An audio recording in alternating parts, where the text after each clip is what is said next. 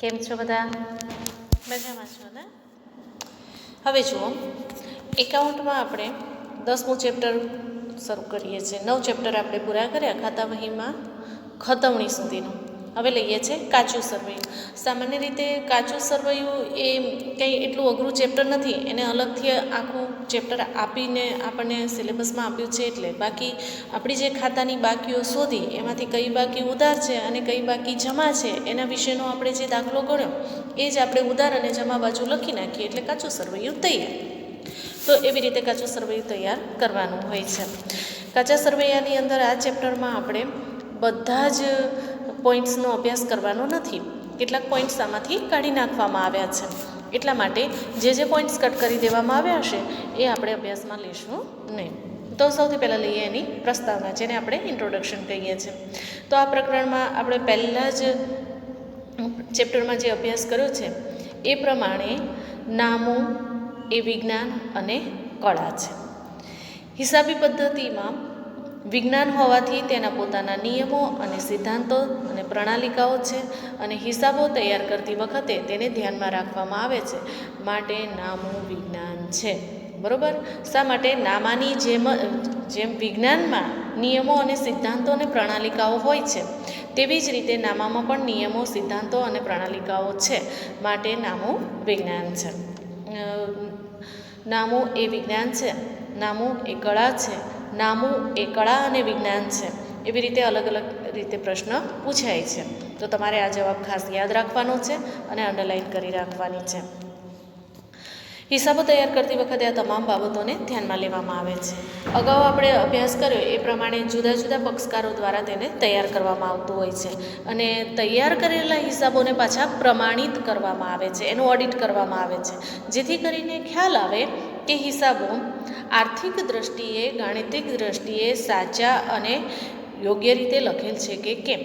કારણ કે નામું એ ધંધાની આર્થિક પરિસ્થિતિ દર્શાવે છે અને તે અંગેનું પ્રમાણપત્ર કંપનીમાં અપેક્ષિત છે, એટલે હોવું જોઈએ એ સ્વરૂપમાં, પ્રમાણપત્રના સ્વરૂપમાં. બિન કોર્પોરેટ સ્વરૂપમાં સાચું અને વ્યાજબી ચિત્ર ગર્ભિત રીતે અપેક્ષિત છે. સીધું આપણને દેખાતું નથી, પરંતુ હિસાબો જોયા પરથી આપણને ખ્યાલ આવી જાય છે કે તે કેટલે અંશે સાચું અને વ્યાજબી છે, યોગ્ય રીતે તેની નોંધ થયેલી છે. સાચો અને વ્યાજબી ખ્યાલ, ટ્રુ એન્ડ ફેર વ્યૂ. તો ધંધાના હિસાબો સાચા અને વ્યાજબી છે તે અંગેની જાણકારી કયા બાબતોને આધારે આપણે નક્કી કરી શકીએ? તો અહીંયા તમને એ બાબતો આપેલી છે. પહેલું છે, હિસાબો ગણિતની દ્રષ્ટિએ સાચા છે. એટલે તમે જે ટોટલ મારો છો, જે બાકી શોધો છો એ તમે યોગ્ય રીતે સાચું લખેલું છે. એટલે પહેલું તો હિસાબો ગણિતની દ્રષ્ટિએ સાચા છે. ગણિતની દ્રષ્ટિએ હિસાબો સાચા હોય ત્યારે બંને બાજુનો સરવાળો એક સરખો થતો હોય છે. અને બીજું, હિસાબો નિયમને આધારે તૈયાર કરવામાં આવ્યા છે. તો ક્યારેક એવું બની શકે કે ગણિતની દ્રષ્ટિએ હિસાબો સાચા હોય પણ નિયમમાં ભૂલ હોઈ શકે, પરંતુ જ્યારે નિયમને આધારે હિસાબો તૈયાર કરવામાં આવ્યા હોય ત્યારે તે ઓકે હોય. તો હિસાબો તૈયાર કરવાની પદ્ધતિમાં આપણે દ્વિનોંધીનામા પદ્ધતિ પ્રમાણે હિસાબો તૈયાર કરીએ છીએ, જેમાં હંમેશા વ્યવહારની બે અસર આપવામાં આવતી હોય છે અને તેથી બધા જ વ્યવહારોમાં ઉધાર બાજુ અને જમા બાજુ એમ નોંધ લખવામાં આવે છે. એ બાજુનો સરવાળો કરવામાં આવે છે અને જો બંને બાજુના સરવાળા સરખા થાય તો ગણિતની દ્રષ્ટિએ તેમ સાચા છે એમ માની લેવામાં આવે છે. જો સરવાળા સરખા ન થાય તો ગણિતની દ્રષ્ટિએ પણ હિસાબો ભૂલ ભરેલા છે તેમ સાબિત થાય છે. હિસાબી પદ્ધતિ એ વિજ્ઞાન છે, તેથી વ્યવહારો નોંધવા માટે ખાતાના 3 પ્રકારો દર્શાવવામાં આવ્યા છે: વ્યક્તિ ખાતા, માલ મિલકતના ખાતા અને ઉપજ ખર્ચના ખાતા. આ 3 પ્રકારો અને તેના 3 નિયમો એ બધું જ આપણે આગળના ચેપ્ટરમાં અભ્યાસ કરી ચૂક્યા છીએ, જેના આધારે જ હિસાબો લખવામાં આવે છે. હિસાબો ગણિતની દ્રષ્ટિએ સાચા છે તે કેવી રીતે જાણી શકાય? તો એ બાબતના આપણું આ જે ચેપ્ટર છે કાચું સરવૈયું, એની અંદર આપણે એનો અભ્યાસ કરીશું, જેથી કરીને ખ્યાલ આવે કે હિસાબની દ્રષ્ટિએ તે સાચા છે કે કેમ. ગાણિતિક દ્રષ્ટિએ કાચું સરવૈયું મળી જાય એ પોઈન્ટ્સ આપણા સિલેબસમાં નથી, પણ આપણે એની ડિસ્કસ કરી લઈએ છીએ. હિસાબો ગણિતની દ્રષ્ટિએ સાચા છે તે દર્શાવતું પત્રક એટલે કાચું સરવૈયું. હિસાબો લખવાની શરૂઆત વ્યવહારથી થાય છે, એટલે કે જે આર્થિક વ્યવહારો છે એના આધારે હિસાબો લખવાની શરૂઆત થાય છે. ક્રમ પ્રમાણે પ્રથમ વ્યવહાર ઓળખાય છે. બરાબર, એટલે કે તારીખ વાઇઝ તમે જુઓ, આપણે આમ નોંધ, ખાતા વહી, ખતવણી, રોકડ મેળ બધું જ શીખ્યા. તો એમાં કેવું ક્રમબદ્ધ રીતે તારીખો આપેલી હોય છે. 25 તારીખ ઉપર અને 21 નીચે એમ ન હોય, એટલે ક્રમબદ્ધ રીતે તે લખેલા હોય છે. અને ખાતા વહીમાં ખતવણી કરવામાં આવે છે, પછી તેના સરવાળા કરીને ખાતાની બાકી શોધવામાં આવે છે. આ બાકી ઉધાર અથવા જમા હોઈ શકે છે. બાકીઓનો જે સરવાળો કરીએ છીએ એમાં જો ઉધાર બાજુનો સરવાળો જમા બાજુના સરવાળા કરતાં વધારે હોય તો તે ઉધાર બાકી. એનાથી ઉલટું, જમા બાજુનો સરવાળો ઉધાર બાજુના સરવાળા કરતાં વધારે હોય તો તે જમા બાકી. ટૂંકમાં જે બાજુનો સરવાળો વધારે હોય તે બાકી તે ધરાવે છે તેમ કહેવાય. આ પરિસ્થિતિ હિસાબોમાં પ્રાથમિક દ્રષ્ટિએ ગાણિતિક રીતે હિસાબો સાચા છે તેમ માની લેવામાં આવે છે અને એવું એ દર્શાવે પણ છે. પણ છતાં પણ નિયમ પ્રમાણે હિસાબો ભૂલ ભરેલા હોઈ શકે છે.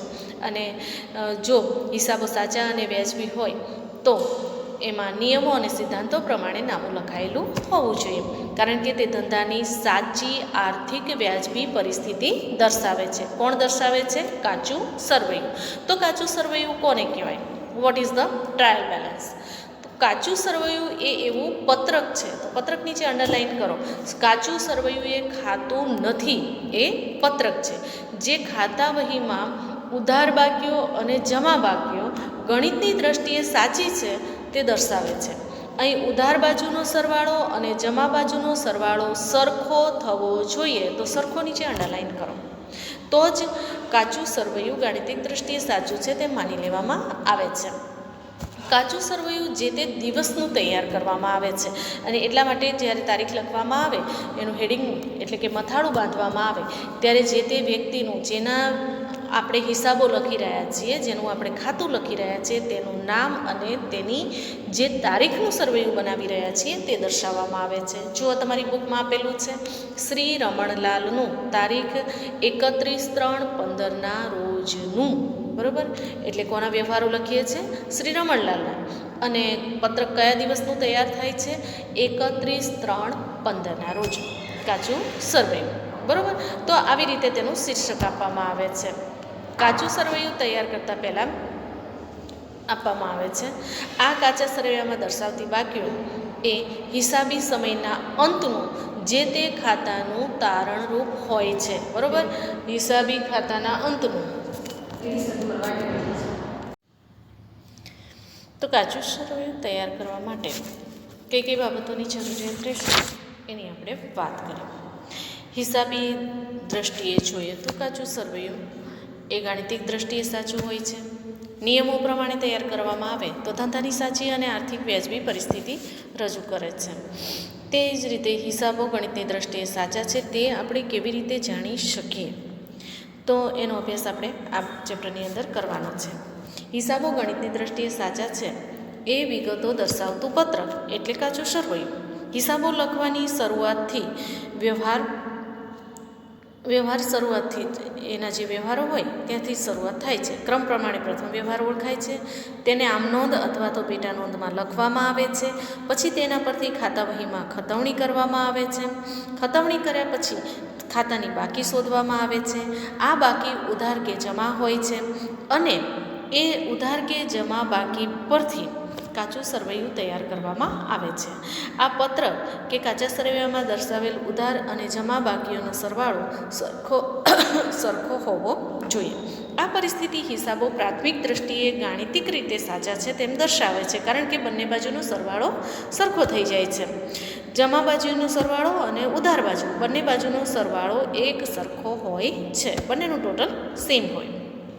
ટૂંકમાં ધંધાના હિસાબો ગણિતની દ્રષ્ટિએ સાચા હોય અને નામાના હિસાબી પદ્ધતિના નિયમો પ્રમાણે લખાઈને ભૂલરહિત તૈયાર થયા હોય તેવા હિસાબો સાચા અને વ્યાજબી છે તેમ માનવામાં આવે છે.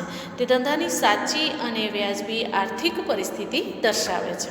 હવે કાચું સરવૈયું એટલે શું? What is trial balance? કાચું સરવૈયું એક પત્રક છે. મેં તમને પહેલાં પણ કીધું, ત્યાં તમારે અંડરલાઇન કરવાની છે. બરાબર. જે ખાતાવહીમાં દર્શાવેલ ઉધાર બાકીઓ અને જમા બાકીઓ ગણિતની દ્રષ્ટિએ સાચા છે તે દર્શાવે છે. અહીં ઉધાર અને જમા બંને બાજુનો સરવાળો સાચો હોય ત્યારે હિસાબો ગાણિતિક દ્રષ્ટિએ એટલે કે કાચું સરવૈયું ગાણિતિક દ્રષ્ટિએ સાચું છે તેમ માની લેવામાં આવે છે. અને એને કેવી રીતે લખવાનું એ આપણે રમણલાલના એક્ઝામ્પલ દ્વારા શીખ્યા છીએ. હવે એના પરથી લઈશું કાચા સરવૈયાના લક્ષણો, જેને આપણે કેરેક્ટરાઇઝ ઓફ ટ્રાયલ બેલેન્સ તરીકે ઓળખીએ છીએ. તો સૌથી પહેલું તો એક પત્રક છે. તો કાચું સરવૈયું એ પત્રક છે. ઇટ ઇઝ અ સ્ટેટમેન્ટ કે જે પત્રકના સ્વરૂપમાં હોય છે તે ખાતા તરીકે ગણવામાં આવતું નથી. ખાતા તૈયાર કર્યા પછી ખતવણી તૈયાર કરીએ છીએ અને ખાતાની બાકી શોધીએ છીએ, પછી પત્રક તૈયાર થાય છે. બીજું, નિર્ધારિત સમય એટલે કે સ્પેસિફાઈડ પીરિયડ. કાચા સરવૈયાનો સમયગાળો નિર્ધારિત હોય છે. સામાન્ય રીતે કાચું સરવૈયું 1 વર્ષનું એટલે કે 12 માસનું હોય છે. હિસાબી વર્ષના અંતે જ્યારે હિસાબો તૈયાર કરવામાં આવે છે ત્યારે કાચું સરવૈયું તૈયાર કરી શકાય છે. કે જો કાચું સરવૈયું કોઈ કંપની કે એકમ ઈચ્છે તો 12 માસથી ઓછા સમયનું પણ કાચું સરવૈયું તૈયાર કરી શકાય છે, પરંતુ વાર્ષિક કાચું સરવૈયું ફરજિયાત તૈયાર કરવું પડે છે. ત્રીજું છે ખાતાઓની ગાણિતિક ચોકસાઈ, મેથેમેટિકલ એક્યુરેસી ઓફ અકાઉન્ટ્સ. ખાતાવહીમાં દર્શાવેલ તમામ ઉધાર બાકીઓ અને જમા બાકીઓ અહીં દર્શાવવામાં આવે છે. આ બંને બાકીઓના સરવાળા અંગેની ચોકસાઈ કાચા સરવૈયા દ્વારા તૈયાર થતી હોય છે. દ્વિનોંધી નામા પદ્ધતિ, ડબલ એન્ટ્રી સિસ્ટમ જેને આપણે કહીએ છીએ. જ્યાં દ્વિનોંધી નામા પદ્ધતિનો ઉપયોગ થતો હોય ત્યાં કાચું સરવૈયું તૈયાર કરવામાં આવે છે. પાંચમું છે વાર્ષિક હિસાબો પહેલાંનો તબક્કો, pre stage of final accounts. ધંધાના વાર્ષિક હિસાબો તૈયાર કરતાં પહેલાં કાચું સરવૈયું તૈયાર કરવામાં આવે છે. જો આપણે હિસાબો લખવાની શરૂઆત કરીએ અને કાચું સરવૈયું તૈયાર ન હોય તો પહેલાં કાચું સરવૈયું બનાવવું પડે અને પછી હિસાબો લખવાની શરૂઆત થાય છે. વાર્ષિક હિસાબો તૈયાર કરતાં પહેલાં કાચું સરવૈયું તૈયાર કરીને શક્ય હોય તેટલી ભૂલો શોધી લેવામાં આવે છે, જેથી કરીને હિસાબો સાચા અને વ્યાજબી ચિત્ર રજૂ કરે. બીજું છે કાચા સરવૈયાના હેતુ. હવે લઈશું કાચા સરવૈયાના લક્ષણો. કાચા સરવૈયાના લક્ષણો એટલે કેરેક્ટરાઇઝ ઓફ ટ્રાયલ બેલેન્સ. પહેલું તો છે તે પત્રક છે, એટલે કે ઇટ ઇઝ અ સ્ટેટમેન્ટ. કાચું સરવૈયું પત્રકના સ્વરૂપમાં હોય છે. તે ખાતા તરીકે ગણવામાં આવતું નથી, કારણ કે પહેલાં ખાતાઓ તૈયાર કરવામાં આવે છે, એની ખતવણી કરવામાં આવે છે અને એની બાકી આવે એના પરથી આપણે આ પત્રક તૈયાર કરીએ છીએ. બીજું છે નિર્ધારિત સમય, જેને આપણે સ્પેસિફિક પીરિયડ તરીકે ઓળખીએ છીએ. તો કાચા સરવૈયાનો સમયગાળો નિર્ધારિત હોય છે. સામાન્ય રીતે કાચું સરવૈયું 1 વર્ષ, બરાબર, 1 વર્ષ એટલે કે 12 માસનું હોય છે. એટલે કે વર્ષના અંતે તૈયાર કરવામાં આવે છે. 12 માસથી ઓછા સમયનું પણ કાચું સરવૈયું તૈયાર કરી શકાય છે, પરંતુ વાર્ષિક સમયગાળાનું કાચું સરવૈયું ફરજિયાત તૈયાર કરવામાં આવે છે. ત્રીજું છે ખાતાઓની ગાણિતિક ચોકસાઈ એટલે કે મેથેમેટિકલ એક્યુરેસી ઓફ અકાઉન્ટ્સ. ખાતાવહીમાં દર્શાવેલા તમામ ઉધાર અને જમા બાકીઓ અહીંયા જે હોય એ બધી જ બાકી પાછી કાચા સરવૈયામાં દર્શાવવામાં આવે છે. એટલે બંને બાજુઓના સરવાળા અંગેની ચોકસાઈ કાચા સરવૈયા પરથી થઈ જતી હોય છે, માટે તે ગાણિતિક દ્રષ્ટિએ સાચા છે તેમ માનવામાં આવે છે. ચોથું છે દ્વિનોંધી નામા પદ્ધતિ, ડબલ એન્ટ્રી સિસ્ટમ જેને આપણે કહીએ છીએ. જ્યાં દ્વિનોંધી નામા પદ્ધતિનો ઉપયોગ થતો હોય ત્યાં જ કાચું સરવૈયું તૈયાર કરવામાં આવે છે. પાંચમું વાર્ષિક હિસાબ પહેલાંનો તબક્કો, pre stage of final accounts. ધંધાના વાર્ષિક હિસાબો પહેલાં કાચું સરવૈયું તૈયાર કરવામાં આવે છે. વાર્ષિક હિસાબો તૈયાર થતાં પહેલાં શક્ય હોય તેટલી ભૂલો શોધી નાખવામાં આવે છે. એ ભૂલોની સુધારણા કરી દેવામાં આવે છે, જેથી હિસાબો સાચી અને વ્યાજબી આર્થિક પરિસ્થિતિની રજૂઆત કરી શકે.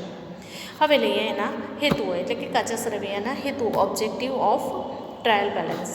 તો પહેલું તો ગાણિતિક ચોકસાઈ, અર્થમેટિકલ એક્યુરેસી.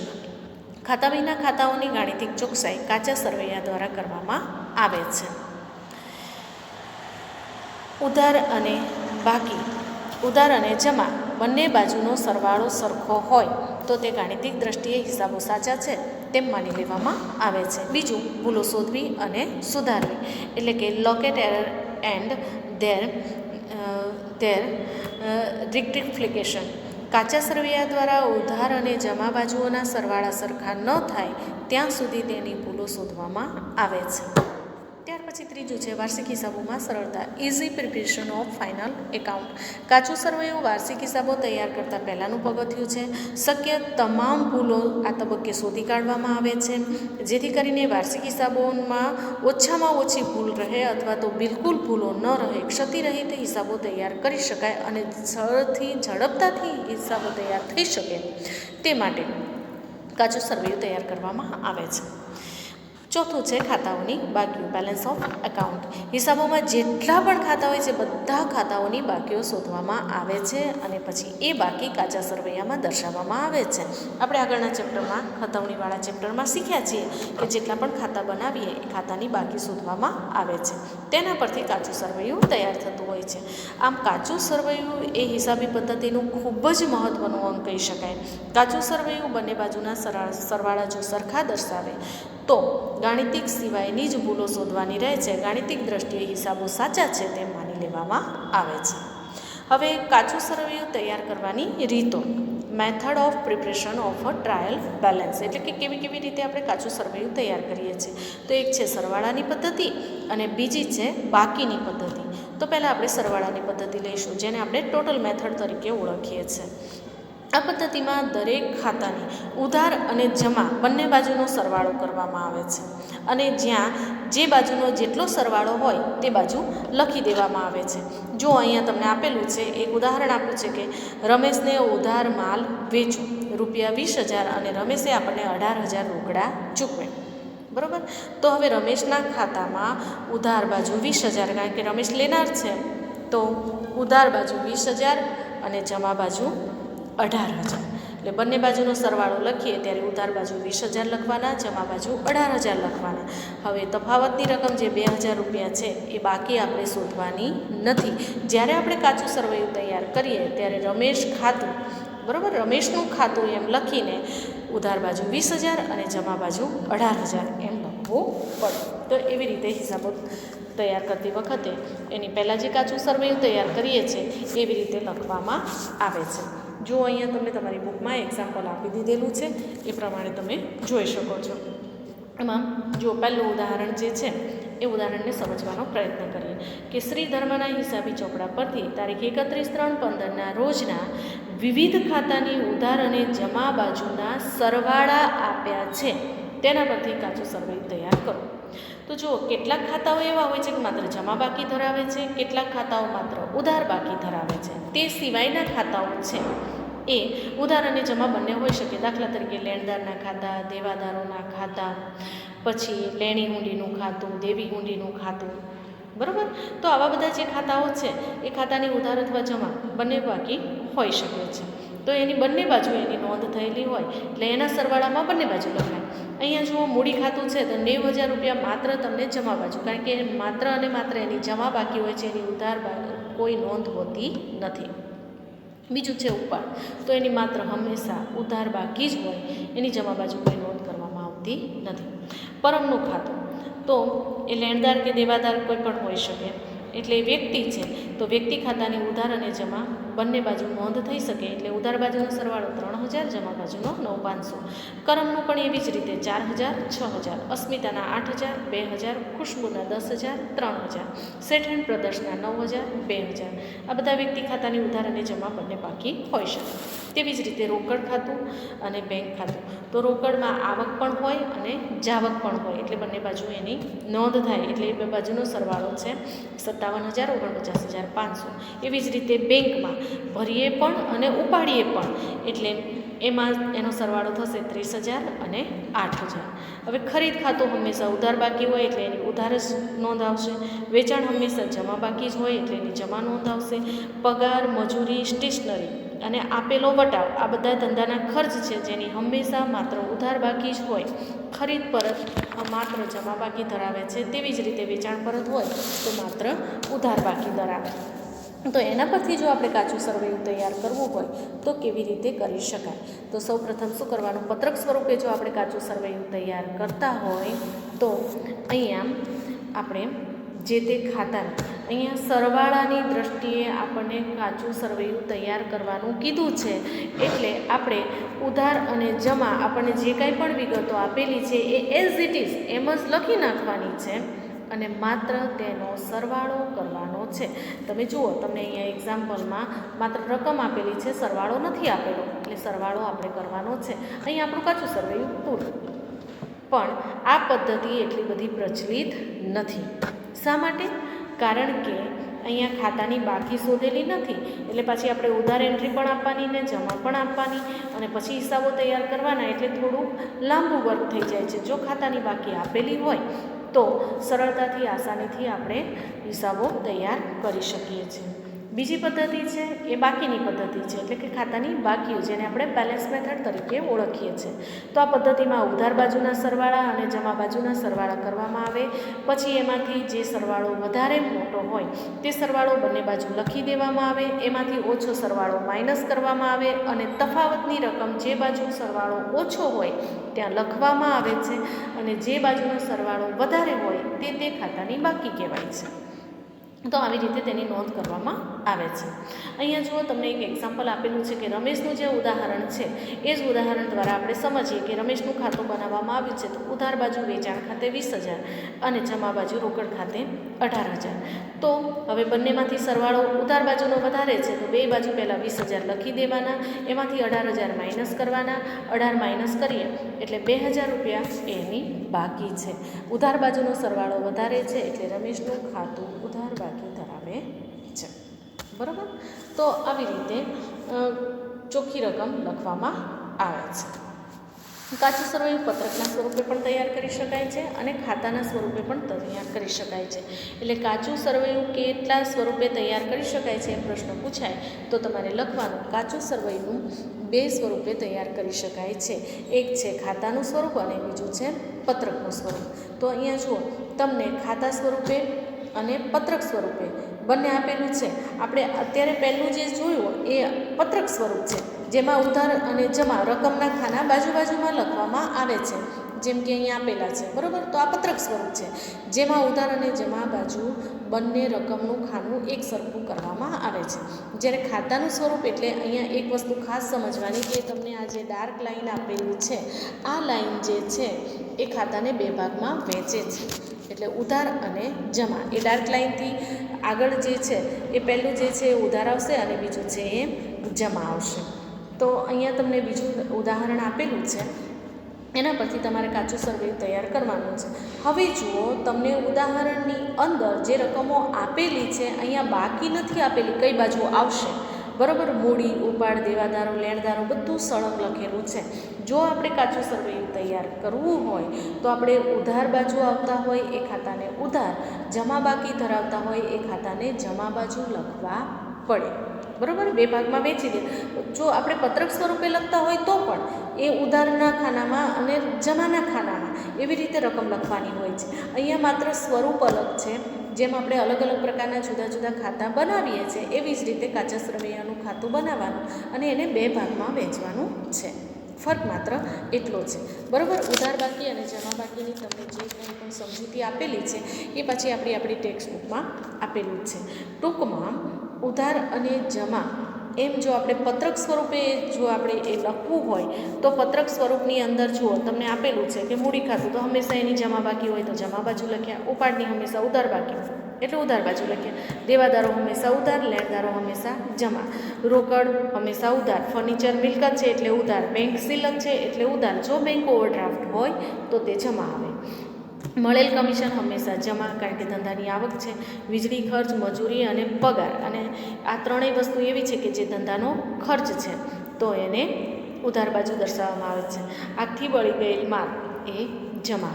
10% સરકારી જામીનગીરી, તો એનાથી રોકડા આપણે લીધા છે, લોન લીધી છે, રોકડ આપણી પાસે એટલે ઉધાર બાકી છે. શરૂઆતનો સ્ટોક એ મિલકત છે એટલે ઉધાર, ખરીદ ખાતું ઉધાર, વેચાણ હંમેશા જમા, ખરીદ માલ પરત હંમેશા જમા, વેચાણ માલ પરત હંમેશા ઉધાર. અંગત વપરાશ માટે લીધેલ માલ ધંધામાંથી જાય છે તો જમા. બેંક લોન ઉધાર, મળેલ વટાવ જમા, આપેલ વટાવ ઉધાર. ગાડા ભાડું આગથી થયેલ નુકસાન અને ટેલિફોન ખર્ચ આ બધા ધંધાના ખર્ચા છે અને ખર્ચ હંમેશા ઉધાર બાજુ દર્શાવવામાં આવે છે. આ બંને બાજુનો તમે સરવાળો કરો એટલે બે બાજુનો સરવાળો એક સરખો આવે. આ જે સરવૈયું છે એ પત્રક સ્વરૂપનું સરવૈયું થયું. હવે આ જ વસ્તુને આપણે ખાતા સ્વરૂપે દર્શાવવી હોય તો તમને અહીંયા એક્ઝામ્પલ આપેલું છે એ પ્રમાણે તમે લખી શકો કે શ્રી ઇન્દરનું તારીખ 31/3/15 રોજનું કાચું સરવૈયું. તો ખાતા સ્વરૂપે છે તો ઉધાર બાકી જેટલી પણ છે એને ઉધાર બાજુ લખવાની, જમા બાકી જેટલી છે એને જમા બાજુ લખવાની. તો જુઓ તમને આપેલું છે કે ઉપાડ, દેવાદારો, રોકડ, ફર્નિચર, બેંક, કમિશન, વીજળી ખર્ચ, મજૂરી, પગાર, સરકારી જામીનગીરી, શરૂનો સ્ટોક, ખરીદ, વેચાણ પરત, આપેલ વટાવ, ગાડા ભાડું, આગથી નુકસાન અને ટેલિફોન ખર્ચ આ બધા ઉધાર બાકી આવે. મૂડી, લેણદારો, મળેલ કમિશન, આગથી બળી ગયેલ માલ, વેચાણ, ખરીદ પરત, અંગત વપરાશ માટે લીધેલ માલ, બેંક લોન અને મળેલ વટાવ આ બધાની જમા બાકી હોય છે. એટલે જેટલી ઉધાર બાકી આવતી હોય એને ઉધાર બાજુ લખવાના, જમા બાકી ધરાવતા હોય એને જમા બાજુ લખવાના. હા, એવું હોઈ શકે કે ઉધાર બાજુની યાદી જે છે એમાં આઇટમ્સની સંખ્યા વધારે હોય એટલે વધારે એન્ટ્રી હોય, જમા બાજુ ઓછી એન્ટ્રી હોય એવું હોઈ શકે, પરંતુ બંને બાજુનો સરવાળો હંમેશા એક સરખો રહેશે. તો આ બીજું ઉદાહરણ, બરાબર, એમાં આપણે આવી રીતે લખી શકીએ. ત્રીજું ઉદાહરણ છે એ પણ તમને ખાતા સ્વરૂપે કેવી રીતે બનાવવાનું એ તમને કીધેલું છે. તો તમારે તમારી રીતે આ ઉદાહરણ તૈયાર કરવાનું છે. હવે જુઓ, ચોથો પોઈન્ટ છે ગાણિતિક દ્રષ્ટિએ હિસાબો સાચા છે કે કેમ તેની આપણા અભ્યાસક્રમમાં નથી, એટલે એ ચોથો પોઈન્ટ અને ચોથું ઉદાહરણ આપણે અભ્યાસ કરવાનો નથી. એના પછીનું પાંચમું, ગાણિતિક દ્રષ્ટિએ ખાતાના નિયમોની દ્રષ્ટિએ કાચું સરવૈયું. તો એ અભ્યાસ પણ આપણા સિલેબસમાં આટલા વર્ષ પૂરતો કટ કરી દેવામાં આવ્યો છે, એટલે પાંચમો પોઈન્ટ્સ અને પાંચમું ઉદાહરણ પણ આપણે અભ્યાસ કરવાનો નથી. અને ત્યાર પછી આવી જશે સીધું સ્વાધ્યાય. એટલે હવે પછી આપણે સ્વાધ્યાયના દાખલાઓનો અભ્યાસ કરીશું.